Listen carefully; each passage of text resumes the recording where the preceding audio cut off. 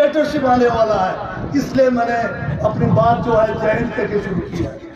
हमारे बीच मंडी लोकसभा निर्वाचन क्षेत्र के हमारे युवा तेज तरार और काबिल हमारे युवा हिमाचल प्रदेश के कैबिनेट मंत्री विक्रमादित्य सिंह जी और हमारे बीच में केर सिंह ठाची जी जो हमारे कांग्रेस के हिमाचल के उपाध्यक्ष हैं और किन्नौर के प्रभारी हैं, और जिला कांग्रेस कमेटी के हमारे लोकप्रिय अध्यक्ष श्री उमेश नेगी और उन सभी साथियों का जो नाम यहाँ पर मंच से लिया गया उसको भी मैं अपने संबोधन में शामिल करता हूँ।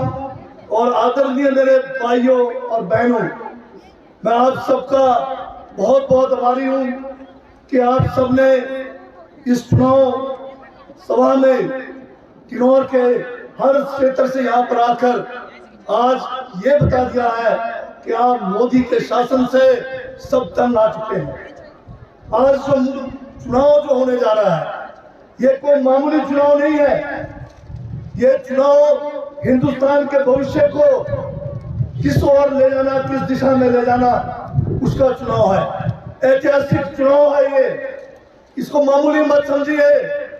आपने देखा होगा 10 सालों के अंदर जब कोरोना आया इन्होंने ताली थाली और घंटी बजाकर हमें कोरोना भगाने की बात करी। क्या थाली और घंटी और दूसरे ताली से कोरोना भागा? नहीं भागा। लाखों लोगों की जानें चली गई। और बाद में जब वैक्सीन आया हर सर्टिफिकेट के ऊपर किसका फोटो था? नरेंद्र मोदी जी का फोटो था। परंतु आज पता लग रहा है जिस कंपनी ने कोरोना का वैक्सीन बनाया उसने 200 करोड़ रुपए से ज्यादा इलेक्ट्रॉनिक बॉन्ड्स के रूप में भाजपा को जो है चंदा दिया। और आज यह भी साबित हो गया कि कोरोना का जो वैक्सीन था वो जो है हजारों लाखों लोगों की जान ले गया, क्योंकि उसका दुष्प्रभाव यह था किसी को हार्ट अटैक हो गया, किसी को ब्रेन स्ट्रोक हो गया। ये बात आज विश्व के बड़े बड़े जो इंग्लैंड जैसे देश में ये मामला कोर्ट के अंदर चला गया। और उस समय हमें बार बार कहा जाता था एक नहीं 2 लगाओ, 2 नहीं फिर बोलते बूस्टर लगाओ, क्योंकि ये हमारी जान के साथ ही सौदा कर रहे थे, इनको तो केवल पैसा लेना था। तो आज वक्त आ गया है, ये चुनाव जो है हिंदुस्तान के लोकतंत्र को बचाने का चुनाव है। ये चुनाव जो है हिंदुस्तान का जो संविधान है उसको बचाने का जो है चुनाव है। आज जयराम जी यहाँ से कह रहे थे कि सरकार जाने वाली है, सपने में भी गुमनाते रहते बेचारे। मेरे तो पड़ोस में है, 1 कदम की दूरी पे उनका निवास है और साथ में मेरा भी निवास है। मैं रात को जब कभी जागता हूँ तो मुझे जयराम जी की आवाज आती है, सरकार गई, सरकार गई। और अपने धर्म पत्नी से कहते हैं वो काला सूट वो नीला सूट फटाफट तैयार करो, मैं शब्द करने जा रहा हूँ। और ये जयराम जी की बात मैं इसलिए कर रहा हूँ कि वो बार बार कहते हैं सरकार जारी हो। अगर हमारी सरकार जारी होती क्या विक्रमादित्य जी को हम लोकसभा का चुनाव लड़ाते? क्या हम शिमला के जो सीट से हम सुल्तानपुरी जी को चुनाव लड़ाते? तो ये बात तो आपको जानने की जरूरत है। हमारी सरकार नहीं जा रही है, इसलिए हम एक काबिल नौजवान जुझारू को जो है लोकसभा में भेजना चाहते हैं, जो लोकसभा के अंदर जाकर जो है वहां पर हेमा मालिनी के तरह जो है कभी जाना ही नहीं, उसको भी सांसद बनाया। कभी हेमा मालिनी का आपने सुना? धर्मेंद्र को कभी सुना? कभी किसी हीरो को सुना लोकसभा में बोलते हुए? परंतु यहाँ से जो हमारा जो सांसद जाएंगे एक बुलंद आवाज हिमाचल प्रदेश की होगी, जनजातीय क्षेत्रों के लिए होगा। ये इसीलिए हम जो इनको चुनाव लड़ा रहे हैं। आज हिमाचल प्रदेश में 68 विधायक हैं, 68 में से 6 निष्कासित हो गए, दागी हो गए, दल बदलू हो गए, स्वार्थी हो गए, वोटापस्त हो गए और वो बीजेपी वालों ने कराया। उनका ईमान में भी किया। ये जो जयराम जी ईमान खरीद कर कोशिश की सरकार गिराने के लिए, परंतु सफल नहीं हुई। अगर मान लो ये 6 लोग अगर जीत के भी आएंगे तो भाजपा वाले कितने बनेंगे? 25 हैं, 6 और हो जाएंगे, 31 बन जाएंगे। हम तो फिर भी 34 हैं। वैसे तो एक भी सीट नहीं जीतने वाले ये। अब ये जो दागी लोग हैं ये तो हमेशा के लिए दागदार होंगे। पता नहीं कितना पैसा इन्होंने लिया। सुनने में आया जो चंडीगढ़ में 2-2 टैक्सी दिया उसमें भी नहीं आया। कुछ तो जो है पुजामे के अंदर डालकर गठरी ना कर लेंगे। क्या हिमाचल के लोग अपना ईमान बेचेंगे? नहीं बेचेंगे। क्या देश के लोग दोबारा गलती करेंगे मोदी का? नहीं करेंगे। मैं आपसे पूछना चाहता हूँ और आपका जवाब चाहता हूँ। अब मैं जवाब सुनना चाहता हूँ कितनी जोर से आप कहेंगे। मोदी जी ने वादा किया था महंगाई कम करने का। क्या महंगाई कम हुई? महिलाएं सुरक्षित करने की बात की। क्या महिलाएं सुरक्षित है? गंगा साफ हुई? देश की आर्थिक स्थिति साफ बेहतर हुई? गौ हत्या बंद हुई? डॉलर घटा, भारतीय मुद्रा बढ़ी? दीप एक्सपोर्ट बंद हुआ? विदेशों से काला धन आया? 15-15 लाख रुपए मिले? 20 करोड़ नौकरियां मिली? काले धन वाले पकड़े गए? चीन को लाल आंख दिखाया? आप बताइए भ्रष्टाचार कम हुआ? किसान की आत्महत्या कम हुई? किसानों का कर्जा माफ हुआ? पाकिस्तान झुका? तो फिर जातिवाद समाप्त हुआ? तो फिर मोदी जी को क्यों वोट देंगे? बताइए मोदी जी को वोट दोगे? कंगना को वोट दोगे? कंगना बेचारी है क्या? अभी मेरे साथी कह रहे थे किन्नौर के बीजेपी के अध्यक्ष वहां पर खड़े होकर बढ़िया जो है किन्नौरी टोपी फूल लगाकर उनको देने के लिए खड़े हुए, परंतु कंगना ने सिर पड़े कर दिया था कि मेरे सिर पे नहीं आएगा। क्योंकि जो टोपी वो पहन कर आई थी वो मेकअप करते हुए कमरे में पहन के आई थी और उनको डर था, गलती से याद आ गया कि बाल तो काले किए नहीं। अगर वो टोपी उतार देते पब्लिक में तो सफेद बाल होना था। फिर वो कंगना देखने कौन आता? मेरे युवा साथियों को बहुत ही निराशा हो रहा था। और वो खटक से जो एक सम्मान का प्रतीक है वो भी गले में लेने से इनकार किया। भाजपा के अध्यक्ष को कहा मेरे को पड़े, क्योंकि गले में अगर ये लग जाता जो मेकअप किया हुआ था वो निकल जाता तो उनकी जो गिलेरी की गर्दन जो है आपको नजर आती। तो ये आपको समझना चाहिए जिसने किन्नौर के ताज के लिए जो है इनकार किया उसको सम्मान नहीं दिया वो हमारे कभी नहीं हो सकता। इसलिए आज एक जो है चुनाव एक तरफ लोकतंत्र बिताने की बात है और जहां पर प्रत्याशी चुनने की बात है हमारे पास भी खूबसूरत प्रत्याशी है। तो कमी है अगर ये मुंबई जाते तो शायद ये जो है कंगना से भी आगे होते, परंतु खाली जो है शक्ल से भी काम नहीं चलता है। इसलिए दिमाग का होना, चरित्र का होना भी जरूरी है। और शक्ल तो आप जानते हैं उम्र के साथ साथ खत्म हो जाता है, पर अकल और जो चरित्र है आदमी का वो हमेशा रहता है। एक तरफ कंगना है जो अज्ञानता वाली बात करती है, मूर्खता वाली बात करती है, कहती है कि देश 14 के बाद आजाद हुआ। अब आप बताइए जिन हमारे महान नेताओं ने अपने प्राणों की आहुति देकर लाखों लोगों ने इस देश की आजादी को आजादी के लिए सब कुछ लुटा दिया, उनका अपमान नहीं है? क्योंकि 14 के बाद तो जो है हिंदुस्तान को आजाद हुए 60 साल से ज्यादा हो गया था। तो ये कंगना जो है इस किस्म की बातें करके हमारे छोटे छोटे बच्चों के बीच में क्या फैलाना चाहती है। कहती है देश में जो प्रथम प्रधानमंत्री है वो नेताजी सुभाष चंद्र बोस थे। हम नेताजी सुभाष चंद्र बोस को सम्मान करते हैं, महान नेता हुए हमारे देश के जिन्होंने अपना सब कुछ लुटा दिया इस देश की आजादी के लिए। कांग्रेस के वो अध्यक्ष भी रहे, हम उनको कहीं भी कम नहीं आना चाहते।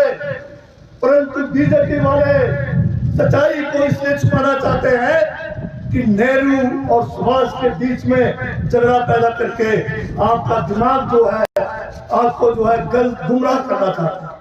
इस किस्म के अज्ञानी को अगर आप अपना सांसद चुनेंगे तो बताइए क्या होने वाला है आपको। कल कहेंगे कि किन्नौर में नियोजक के पेड़ पे सेब लगता है, मान जाओगे आप? तो ये इस किस्म के अज्ञानी लोग हैं। बचना पड़ेगा हमें इन ड्रामेबाजों के साथ। और हमारे पास एक काबिल, जिसको हर चीज की जनता ने 2 बार भारी बहुमत से जो है अपना विधायक बनाया। आज हिमाचल प्रदेश सरकार के अंदर लोक निर्माण विभाग का जो है इनके पास जो है डिपार्टमेंट है। आप अगर पीछे देखेंगे, एक बार के अलावा हिमाचल में लोक निर्माण विभाग का विभाग जो है मुख्यमंत्री ने अपने पास रखा, चाहे राजा साहब थे, चाहे जुमल थे, चाहे शांता कुमार थे। परंतु इनको तो पहली बार जो है एक युवा को जो है इतना बड़ा डिपार्टमेंट मिला। काबिल है, आपके सम्मुख है और आपके हर सुख दुख में साथ देने वाले लोग हैं। और कंगना, अभी मेरे रास्ते में बात हो रही थी तो लोग बता रहे थे कि कंगना जब रेस्ट हाउस में या होटल में कमरे में अंदर चली जाती है तो 2 घंटे बाद नहीं निकलती है। और जयराम जी बाहर जैसे शिव मंदिर के बाहर नंदी बैल बैठा होता है, ऐसा बैठा रहता है। ये कंगना निकलेगी कब बाहर? तो जयराम जी को इंतजार करने दीजिए, नंदी बैल बनकर रहने दीजिए, हमें तो अपना काम करना है। मुझे जयराम जी के ऊपर तरस आता है। यहाँ पर किन्नौर में 5 साल में 2 बार आए। एक बार यहाँ पर जो है हमारा जनजातीय उत्सव था उसमें, दूसरी बार वोट मांगने आए, वो भी हेलीकॉप्टर से आए। फिर भी मेरे भाजपा के साथी कहते हैं कि जयराम जी बहुत अच्छे हैं। और यहाँ से इसी मंच से कहा कि मेरे बारे में कहा कि ये जनजातीय क्षेत्र का आदमी, ठंडे इलाके का आदमी क्यों गर्म होता है विधानसभा में? अरे भाई, मैं जयराम जी से पूछता हूँ, मैं तो ठंडे इलाके का आदमी हूँ, अपने लोगों के लिए गर्म होता हूँ। आप तो सिराज ये है, सिराज ना तो गर्म क्षेत्र में आता है ना ठंडे में आता है, ये तो पेंडुलम के तरह बीच में लटके हुए हैं। तो ऐसे आदमी का क्या भरोसा? जो अभी मेरे साथी ठीक कह रहे थे, सरकार गिरी करते करते कंगना के पीछे गिर गई। लोग जो है दिमाग वाले हैं, लोग समझते हैं सब कुछ। और ये बात आप सबने भी देख लिया। अब हमें देखना है कि देश को बचाना है और संसद में किसको भेजना है, ये हम सबको फैसला करना है। क्या आप चाहते हैं? बीजेपी वाले कहते हैं कि जनजाति का दर्जा खत्म होना चाहिए। क्या होना चाहिए खत्म?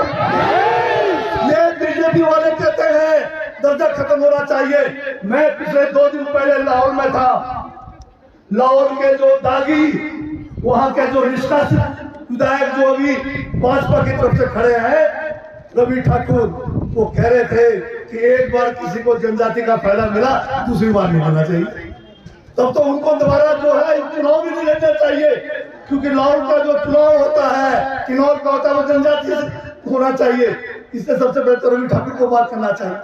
और हमें जरूरत नहीं है उसको बात करने की, क्योंकि इतने दागी बन गए हैं। वहाँ की जनता अपने ऊपर जो कलंक आया है, उस कलंक को धोने के लिए तैयार बैठे हैं। और जब आपका 1 तारीख को वोट लगेगा, तब आप देखेंगे कि हिमाचल के 6 दागी लोग जो है हमेशा के लिए जो है निष्कासित हो जाएंगे। ये हमें सोचने की जरूरत है। अभी यहाँ पर बहुत सारी बातें जयराम जी कहते जाते हैं, ये झूठ बोलने में बहुत तेज है। मोदी जी का अभी एक जो है हमारे ट्रम्प प्रेसिडेंट यूएस से, उनका एक वो हुआ, क्या कहते हैं, इन्वेस्टिगेशन हुआ कि वहाँ जो है वहाँ के जो प्रेसिडेंट होते हैं उनका 4 साल का कार्यकाल होता है कि 4 साल में कितना झूठ उन्होंने बोला। तो हिसाब लगाया तो 30 लाख झूठ बोल दिया। और हमारे मोदी जी ने 10 साल में कितना झूठ बोला? 1 लाख से ज्यादा झूठ बोल दिया। अब तो झूठ बोलने के लिए झूठ का खजाना खत्म है। अब तो उनके पास दुनिया का खजाना खत्म है। आजकल दोबारा से फिर जो है भगवान श्री राम के पास चले गए। अब तो जो है उनके पास भगवान राम का भी साथ नहीं दे रहा है, क्योंकि विक्रमादित्य जी ने जो है वो जय श्री राम में छीन लिया उनसे। जय श्री राम करते रहते हैं। अरे किस चीज का जय श्री राम तो हमारे भी जो है उनको भी हम जो है आस्था रखते हैं। ये कोई भाजपा वालों का वो एक पैकेट लगा हुआ है क्या इनका? तो ये धर्म के नाम पे जो बातें करते हैं ये कभी भी पूरा नहीं हो सकते हैं। मैं हिमाचल प्रदेश में अभी महिलाएं यहाँ बहुत तादाद में, एक फोटो दिखा रहा हूँ मैं आपको। ये जयराम जी है सबसे आगे, आप देखेंगे इनसे माथे के ऊपर बाल भी कम है, इनके आगे फिर बाकी मेरे विधायक साथी हैं बीजेपी के। ये अभी हिमाचल प्रदेश के जो चुनाव अधिकारी हैं उनके पास जाकर ये कहा कि 1500 रुपए जो महिलाओं को इंदिरा प्यारी बहना योजना के तहत दिया जा रहा है इसके ऊपर लगाम लगाई जाए। ये इनका जो है सच्चाई है, देख लीजिए आप। ये फोटो पूरे जो महिला के विरोधी है, अब तो महिलाओं का साथ जो है जयराम जी को नहीं पूरे भाजपा को लगने वाला है, और मोदी जी को तो साथ जो है पूरे हिंदुस्तान के लोगों का लगने वाला है। मोदी जी कहते थे कि मुझे मौका दो, मैं जो है नहीं कर पाऊंगा तो एक जोड़ा लेके भाग जाऊंगा। खाली जोड़ा चेक करना पड़ेगा और कहीं उसमें सारा हिंदुस्तान का सोना चांदी और उसमें जो है जेवरात लेके ना भाग जाए। अब जोड़ा भी नहीं मिलने वाला मोदी जी को, खाली चड्डी में उनको भगाना पड़ेगा। ये आज का दिन आ गया है। ठीक है, थोड़ा हम उसमें कर रहे हैं बात, परंतु गंभीरता से सोचिए। आजादी छीनने वाली है, गुलामी आने वाली है। ये भाजपा धोखा है, धक्का दो मौका है, नहीं तो चूक जाओगे मेरे साथियों।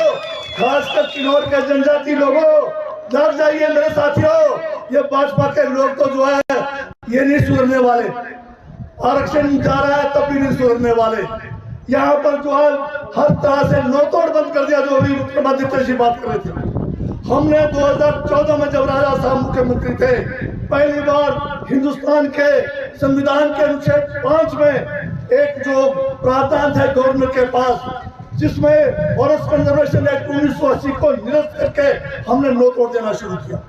ये कानून 2018 तक लगना, इसी मंच से 500 लोगों को तो मैंने एक ही दिन के अंदर पट्टे दिए।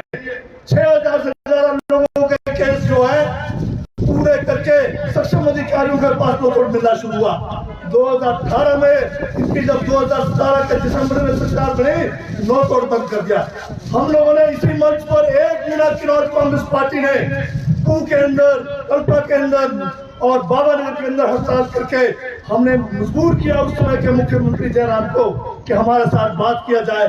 किन्नौर के जो नोतोड़ का मामला है, किन्नौर का FRA का मामला है, किन्नौर के बहुत सारी समस्याओं का मामला है। मिले शिमला में दीपावली के दिन मिले, उन्होंने वादा किया परंतु वादा आज तक नहीं निभाया। अभी हमने नोतोड़ का मामला जो है दोबारा हमारी कांग्रेस की सरकार की कैबिनेट ने प्रस्ताव पास करके गवर्नर महोदय के पास भेजा है। जनजाति सलाहकार समिति से भी प्रस्ताव पास करके हमने गवर्नर साहब के पास भेजा है। 1 साल का पीरियड हो रहा है, गवर्नर साहब उसके ऊपर कुंडली मार के बैठे हुए। मैं जो है 3 बार खुद मिला, कुछ प्रधान लोग मिले, तब कहते हैं मैं मोदी जी से पूछूंगा। अरे जो शक्तियां गवर्नर को दी गई है, अगर उस शक्तियों का वो प्रयोग नहीं करते हैं तो हमारे पास रास्ता कानून का भी है, हमारे पास रास्ता